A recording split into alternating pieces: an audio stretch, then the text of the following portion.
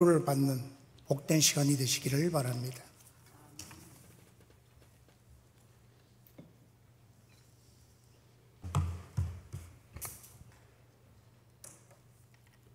오늘 예배 나오신 여러분 모두에게 하나님의 은혜와 평강이 충만하시기를 예수님의 이름으로 축원합니다. 우리 옆에 있는 분들과 이렇게 인사하고 축복하겠습니다. 당신과 함께 예배드려 좋습니다. 나와 함께 해주셔서 감사합니다. 함께하니 행복합니다. 하나님께서 당신의 기도를 꼭 이루어 주시길 빕니다.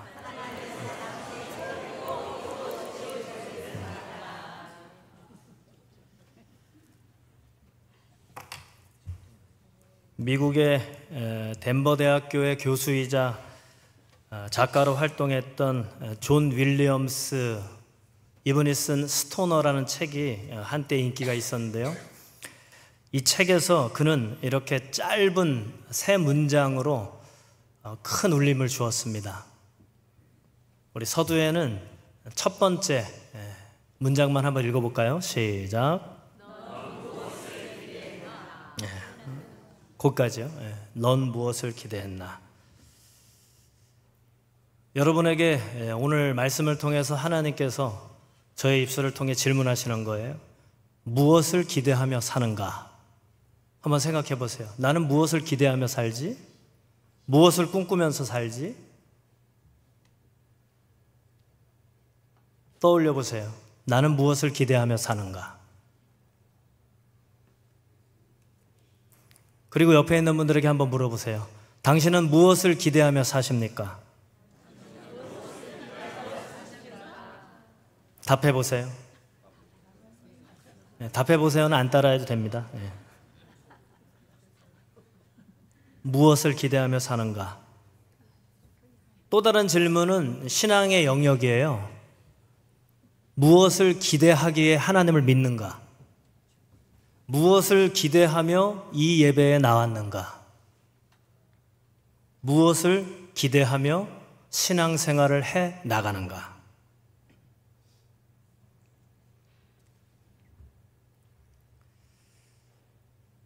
오늘 창세기 12장의 말씀에 앞서 지난 주일에 나눴던 말씀은 11장 노아의 홍수 심판 이후에 인류는 또다시 하나님을 떠나 그들만의 도성을 만들어요. 인간 중심의 도시 문화죠. 그래서 신할 평야라고 하는 넓은 지역, 그곳에 도성을 쌓으면서 그 중심에 탑을 하나 높게 쌓습니다. 그것이 바벨이에요. 단순한 탑이 아니고요, 도성, 성읍을 쌓은 거예요. 하나님 없이 인간의 중심의 도시 문명. 각자의 기대가 있었겠죠. 거기에서 핵심은 이름을 내자, 내가 누구보다 우위에 올라가자, 성공과 번영의 이름을 내자.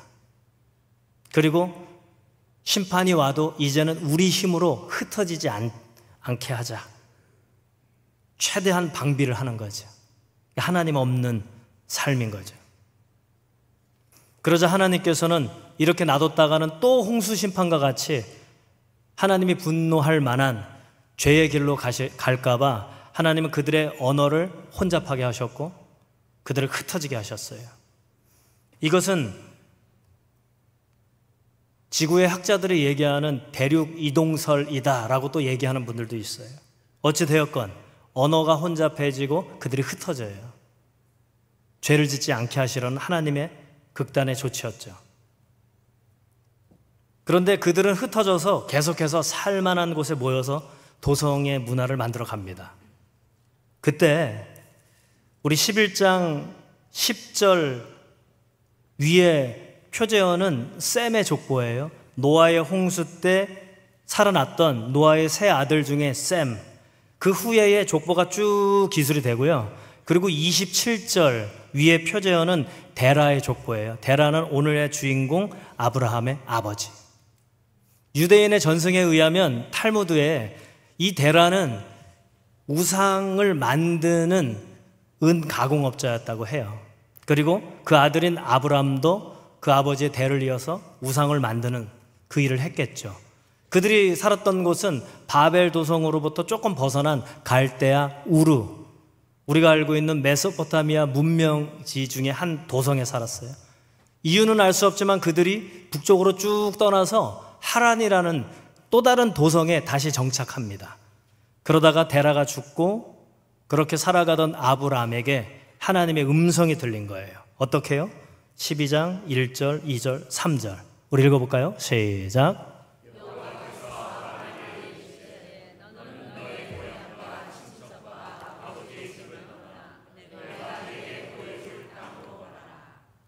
내가 너로 큰 민족을 이루고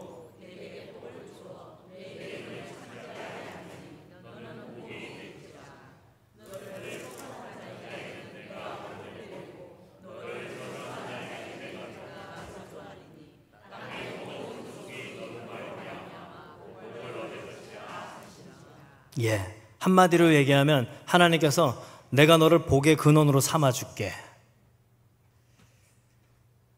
바벨탑을 쌓을 때 4절에서는 성읍을 만들고 탑을 높이 세우고 우리의 이름을 내고 흩어지지 말자, 우리만의 세상을 만들자 였다면, 반대로 하나님께서는 그 하나님 없는 인간의 무력과 인간 중심의 그 도시를 떠나라는 거예요.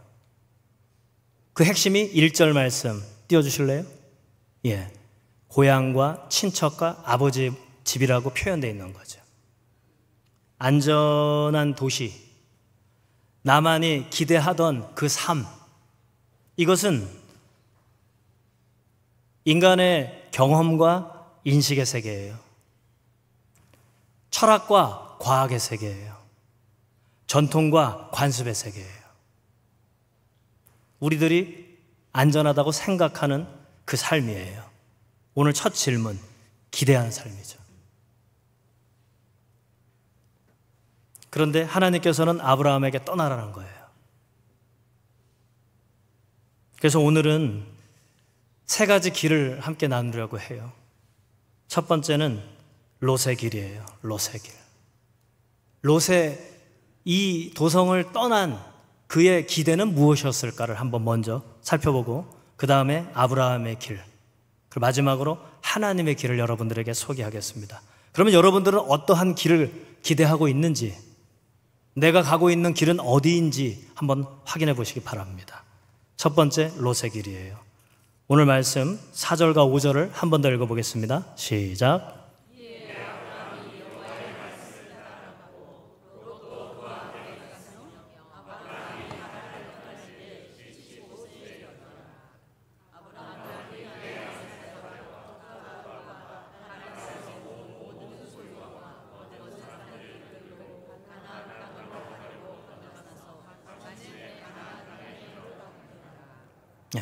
너무 철학적이고 무거운 질문을 해서 제가 우스갯소리를 하나 할 겁니다, 여러분. 웃을 준비 되셨나요? 네.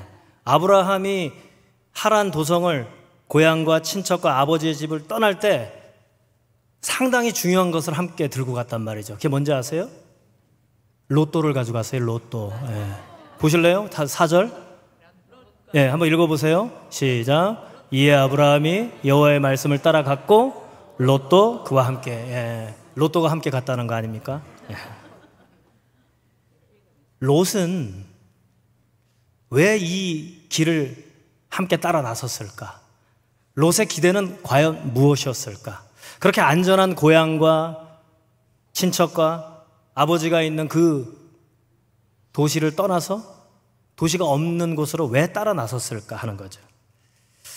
여러분들은 어떠세요? 아마 이 중에는 지금 보니까 우리 윤장도님의 자녀분들도 오셨고, 그죠? 그 원평 형제도 있고, 외부에서 떠났다가 오신 분들이 있는데, 왜 진주를 떠나셨어요? 뭔가 기대가 있었죠? 기대를 갖고 떠나셨겠죠?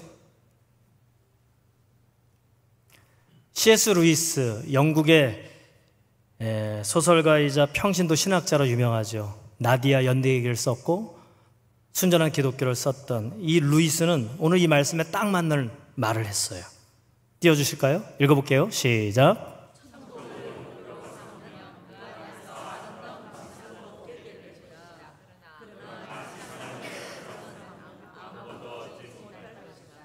롯의 기대는 어디에 있을까요? 천국에 있었을까요? 지상에 있었을까요? 그렇죠. 정확합니다. 후자예요. 자, 13장 10절.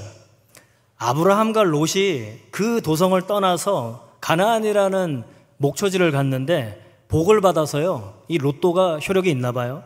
복을 받아서 이 가축이 많아지고 종들도 많아요. 그런데 목초지가 좁으니까 싸움이 났어요. 종들끼리 싸우다가 결국 아브라함과 이 조카, 이 혈연 관계까지도 금이 가기 시작했어요. 그러자 아브라함이 롯에게 먼저 선택해라. 너가 좌하면 내가 우하고 네가 우하면 내가 좌할게. 너가 먼저 선택해. 했더니 이런 선택을 했어요. 읽어볼까요? 시작.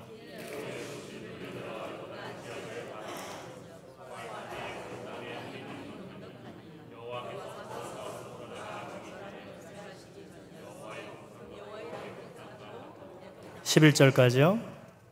그러므로 롯이 요단 온 지역을 택하고 동으로 옮기니 그들이 서로 떠난지라. 풍족해 서서 싸움이 나니까 갈라섰는데 아브라함과는 달리 롯은 어디로 갔어요? 10절 다시 한번 띄워주시면 소돔과 고모라로 들어갔어요. 작은 도시로 들어갔어요.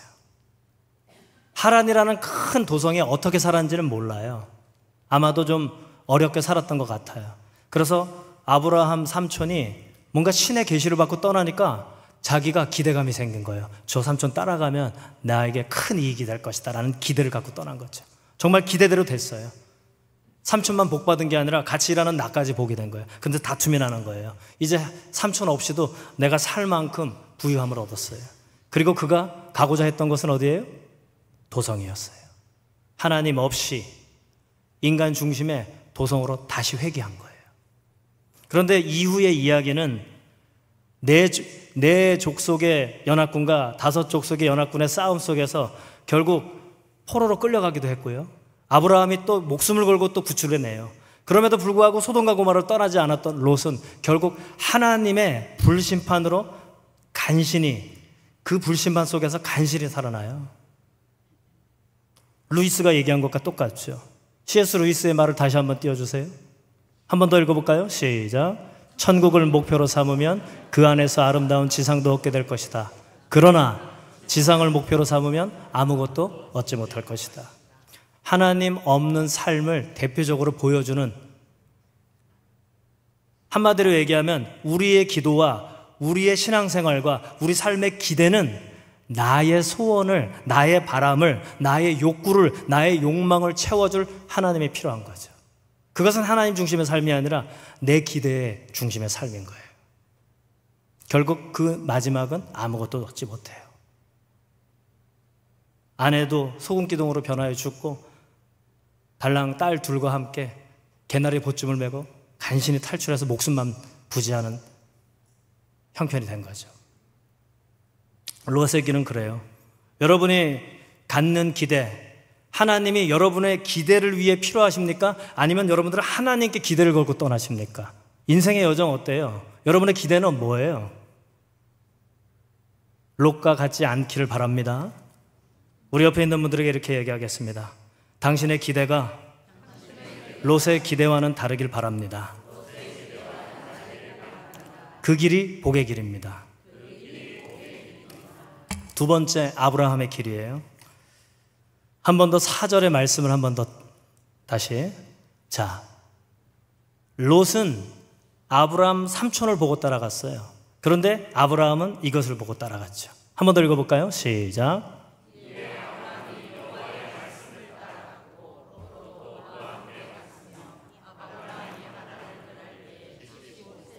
75세 노년에 뭘 또 더 부귀영화를 누리겠다고. 그러나 그는 하나님의 말씀을 따라갔습니다.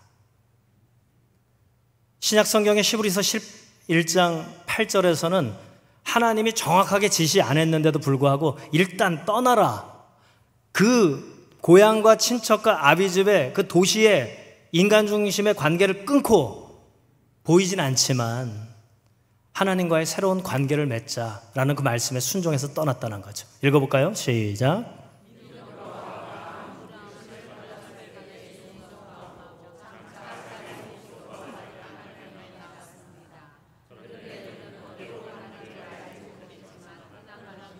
그죠? 일단 떠나라 하니까 떠난 거예요. 자신의 기대가 없었어요. 계획도 없었어요. 그저 하나님의 말씀만 의지하고 신뢰하고 떠났어요. 믿음이란 그런 거예요, 여러분. 우리의 기대를 응답해 줄 하나님을 믿는 게 아니고요. 나를 더 나은 길로, 더 나은 삶으로 경험과 인식을 넘어, 철학과 과학을 넘어, 전통과 간습을 넘어 새로운, 보이진 않지만 하나님의 신비의 영역으로 우리를 이끌으시는 거예요. 그 하나님을 기대하는 게 믿음이에요, 여러분. 우리의 기대대로 응답이 안 되면 둘 중에 하나의 반응이 옵니다. 실망하거나 원망불평하거나 의심을 하게 하죠. 하나님이 진짜 있는 건가? 하나님은 이것까지는 못하시나? 의심이 생겨요. 아니면 이거예요. 아유, 내가 믿음이 부족해서 나한테 이런 응답이 없지. 우울해져요. 그런데 아브라함의 기대는, 그가 가고자 했던 그 길은 하나님을 의지하고 하나님을 기대했던 거죠. 그러니까 아브라함은 복을 받아 분쟁이 났을 때 롯에게 먼저 양보할 수 있었던 거예요. 정말 중요한 것이 뭔지를 알았던 사람이죠. 내가 그래도 네 작은아버지인데 너보다 손인데 내가 먼저 선택해야지 라고 하지 않았어요. 그 관계를 중요시 여겼어요. 나는 도성과 좋은 목초지보다 하나님을 내가 선택하겠다. 이것이 아브라함의 길이었죠. 그리스의 철학자 중에 탈레스라는 철학자가 있어요. 밀레투스의 탈레스라고. 소크라테스 탄생 이전에 그리스의 철학자이자 수학자, 천문학자였어요. 이분이 만든 것은 1년이 며칠입니까? 365일이라는 걸 만든 사람이에요. 그리고 제가 좀 찾아보니까 탈레스의 정리가 있어요. 원의 지름의 성질, 평행선의 성질, 뭐 이런 탈레스의 정리를 또 갖고 있더라고요. 제가 이 시간에 여러분한테 읽어드리면 주무실까 봐 제가 더 이상 얘기 안 하겠습니다. 그 정도로 천재였어요. 그러던 어느 날 이 탈레스가 세상의 이치와 진리에 대해서 사람들에게 설명하고 있었어요. 아주 감동적으로. 그런데 그들의 반응은 이랬어요. 다음 장. 질문. 맨 아랫줄에 질문을 한번 읽어볼까요? 시작. 그쵸. 그래서 철학에 밥 먹여준답니까? 정말 우리의 기대 아닙니까? 뭔가 똑똑하다고 하는 천재적인 탈레스에게 뭔가 답을 얻고 싶었죠. 기대감이 있었죠. 밥 먹여주는 것, 돈이 되는 것. 우리는 그렇게 하나님을 믿지 않습니까? 탈레스는 이런 일화가 있어요. 이 질문을 듣고 겨울이었는데 추수가 다 끝난 다음이었는데 올리브 즙을 짜는 착즙기를 대량으로 구매합니다. 그리고는 다음 해 올리브 농사가 풍년이 됐어요. 그래서 대량으로 구매했던 이 올리브 착즙기를 대여해서 큰 돈을 벌어요. 그리고는 사람들에게 얘기해요. 철학이 밥 먹여준다. 그리고는 그것을 과감하게 처분하고 계속해서 철학을 따라서 진리를 짜다 살아갔다는 거죠. 정말 중요한 것이 뭔지를 알았던 사람이에요. 그것을 사람들에게 이야기해주고 싶었던 거예요. 아브라함은 롯과 같이 자신이 원하는 것을 기대하는 걸음이 아니라 자신에게 베풀어 주실 하나님을 기대하면서 갔던 사람이죠.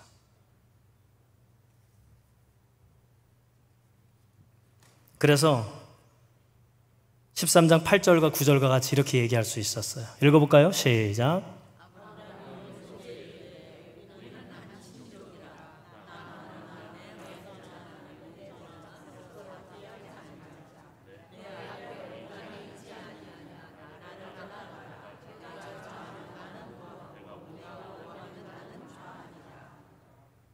그러니까 양보할 수 있었어요. 손 아래 사람인데 자신의 주장을 내려놓을 수 있었어요.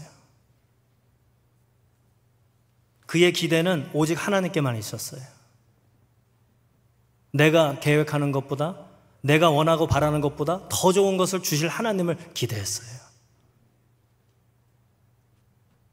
그래야 이렇게 표어처럼 뭐라고 써 있습니까? 읽어볼까요? 시작.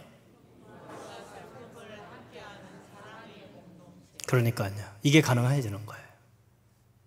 내가 이렇게 하면 저 사람이 이렇게 하겠지. 그런 기대를 내려놓는 거예요.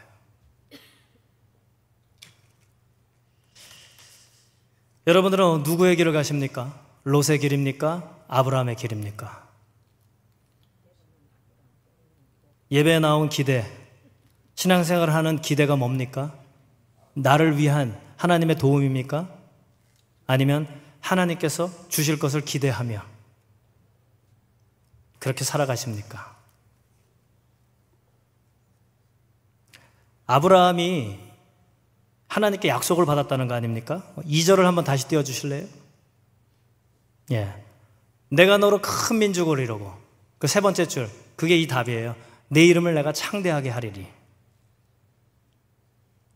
우리는 4,000년 전에 작은 땅덩어리에 살았던 이름 모를 한 조상을 우리는 기억하잖아요. 그 이름이 뭐라고요? 아브라함. 전혀 관계없는 우리에게까지도 이어지는 이름이 됐죠. 그리고 그는 복의 근원이 된 거예요.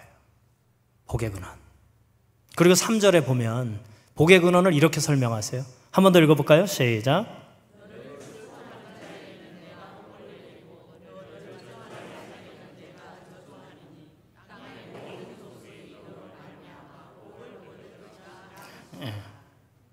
결정권을 줬다는 의미가 아니에요, 여러분. 목사가 수십 명 교회가 수천 명 교회가 되면요, 자기의 뜻이 하나님의 뜻인 양 실수를 하거든요. 그런 의미가 아니에요. 네가 나를 기대하고 살아갈 때 내가 너를 복 줄 건데, 사람들이 그런 너를 칭송하면서 나도 그렇게 살아야지 따라오는 사람은 너로 인하여서 복을 받을 거야. 그러나 너를 욕하고 그 길로 가지 않는, 롯의 길을 가는, 도성의 하나님 중심이 아니라 인간 중심으로 가는 사람들은 저주를 받을 거야. 이 얘기예요. 여러분들은 복의 통로입니까? 복의 근원입니까? 저주의 통로이자 저주의 근원입니까? 예? 잘 대답 못하겠죠?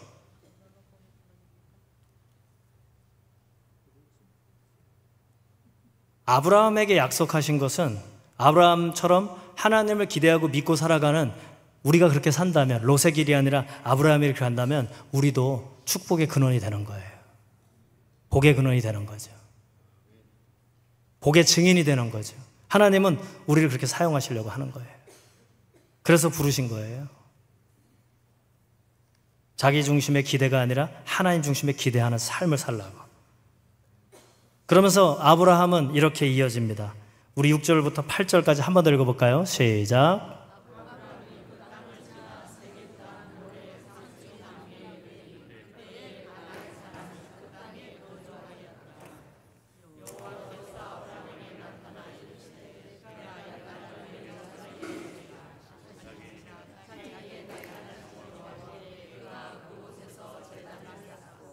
거기서 베델 동쪽 산으로 옮겨 장막을 치니 서쪽은 베델이요 동쪽은 아이라. 그가 그곳에서 여호와께 제단을 쌓고 여호와의 이름을 부르더니. 기억나시나요? 가인은 도성을 쌓고 그 이름을 에녹이라 불렀고, 아담과 하와 사이에서 셋이 나고 그 아들 에노스 때에 사람들이 누구의 이름을 불러요? 여호와의 이름을 부르고. 에노스, 죽을 수밖에 없는 이란 의미죠. 하나님 없이 제가 살 수 없습니다. 하나님을 부른 거죠. 하나님 없이 살아가던 에녹성의 후예들은 홍수 심판으로 멸절당하죠. 롯의 길은 그런 길이고 아브라함의 길은 하나님을 부르는 길이었죠. 여러분, 하나님을 부르십시오. 안 부르실래요? 하나님을 부르십시오. 하나님이 필요하다는 것을 깨닫기 바랍니다. 깨닫고 여러분들의 소원을 기도하는 것이 아니라, 왜 저는 이런 재능만 주셨습니까? 왜 이런 상황을 주셨고, 왜 이런 환경을 주셨습니까? 왜 저 사람을 만나게 하셨고, 왜 이런 집에, 직장에 이렇게 원망과 불평하는 것이 아니라, 이곳에서 저에게 주시려는 것이 무엇입니까? 이곳에서 저에게 보여주실 것이 무엇입니까? 하고 묻는 기도를 하세요. 하나님을 기대하는 기도죠. 토머스 머튼이라는 미국의 아주 유명한 작가가 있었어요. 그는 아주 잘생기고 인기가 많았어요. 부와 명예를 손에 쥐었죠. 그런데 어느 날 회의에 잠긴 거예요.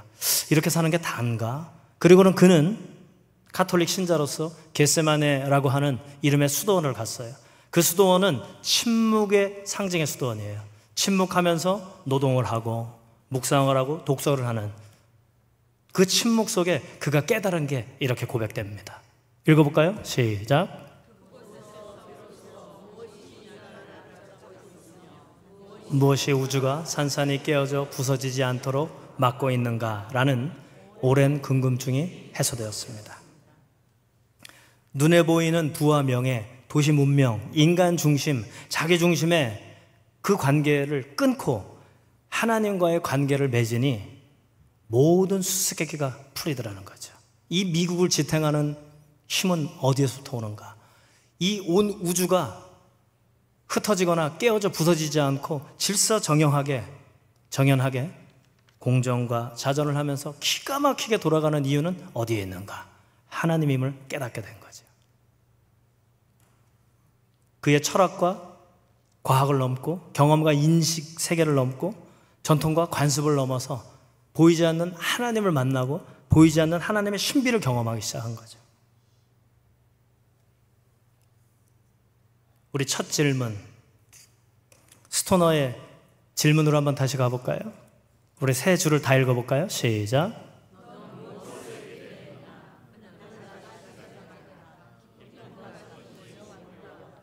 내가 원하는 것을 기대했다면 여러분, 때로는 기쁠 수도 있지만 그렇지 않을 때가 있어요. 하나님을 원망하고 불평할 수 있어요. 그 사람을, 그 사건을, 나의 부족한 재능을, 나의 환경과 상황을 불평하고 원망하며 살아갈 수 있죠. 그러나 아브라함처럼 하나님을 기대하고 살아가는 사람들, 여호와의 이름을 부르는 사람들에게는 기쁨이 몰려올 거예요. 소돔의 길을 멈추시고 아브라함의 길을 가십시오. 인간 중심, 내 중심의 도성의 삶을 끊고 보이진 않지만 이 영원한 세계, 하나님의 능력과 신비를 경험할 수 있는 하나님 나라의 삶을 사시길 바랍니다. 이것이 진정한 신앙이고 오늘 아브라함을 불렀듯이 여러분들을 부르시는 하나님의 메시지입니다. 기도하겠습니다.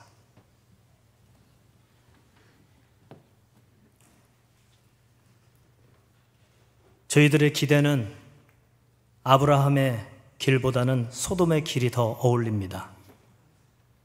더 크고 화려한 성공과 번영의 도시가 좋습니다.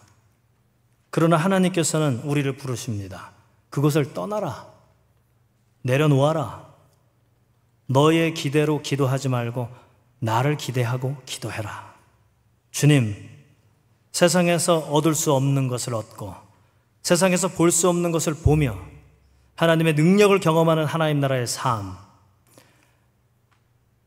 예수님과 같이 죽으셨으나 부활하는 영원한 생명의 삶을 얻게 하시고 누리며 살게 하여 주옵소서. 예수님의 이름으로 기도드리옵나이다. 아멘.